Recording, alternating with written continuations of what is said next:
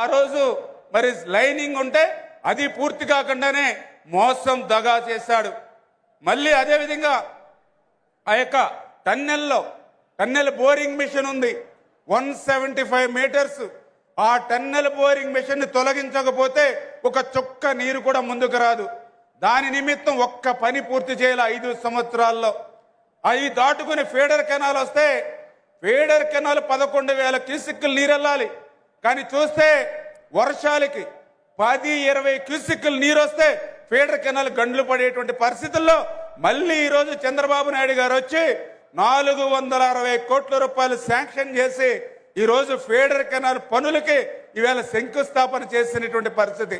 అంటే ఒక పక్క వెలుగొండ ప్రాజెక్టుకి ఇప్పుడు శంకుస్థాపనలు జరుగుతూ ఉంటే మరి ఆయన జాతికి అంకితం పూర్తయిపోయిందని చెప్పాడు అని అంటే ఎంత మోసం దగ అడుగడుగున కూడా జగన్మోహన్ రెడ్డి ఈ ప్రాంతానికి చేశాడనేటువంటిది మనందరికీ అర్థమవుతోంది. అంతకు మించి నిర్వాసితులు